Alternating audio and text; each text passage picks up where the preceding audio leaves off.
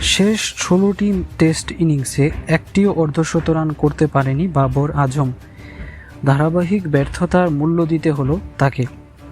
International cricket council ICC test ব্যাটারদের ranking তালিকা ১০-এর মধ্যে জায়গা হলো না পাকিস্তানের সাদা বলের ক্রিকেট অধিনায়ক বাবর আজম।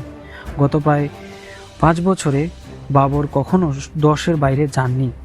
২০১৯ সালে ডিসেম্বরের পর প্রথমবার টেস্ট ব্যাটারদের ক্রমতালিকায় প্রথম ১০-এর মধ্যে জায়গা হলো না তার।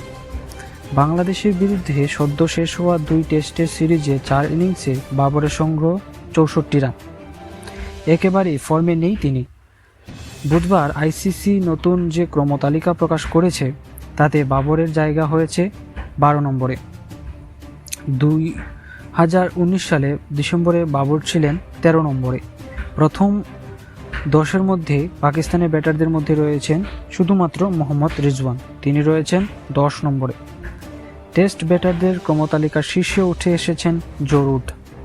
শ্রীলঙ্কার বিরুদ্ধে টেস্ট সিরিজে ভালো খেলার পুরস্কার পেলেন তিনি, ইংল্যান্ডের প্রাক্তন অধিনায়ক। দ্বিতীয় স্থানে কেন উইলিয়ামসন এবং তৃতীয় স্থানে রয়েছেন ড্যারেল মিচেল। তালিকায় চতুর্থ এবং পঞ্চম স্থানে রয়েছেন স্টিভ স্মিথ এবং হ্যারি ব্রুক।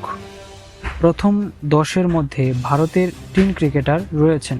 ক্রমতালিকার ষষ্ঠ থেকে অষ্টম স্থানের মধ্যে যথাক্রমে রোহিত শর্মা, যশস্বী জয়সওয়াল এবং বিরাট কোহলি। ৯ নম্বরে রয়েছেন উসমান খাওয়াজা এবং ১০ নম্বরে রয়েছেন মোহাম্মদ রিজওয়ান।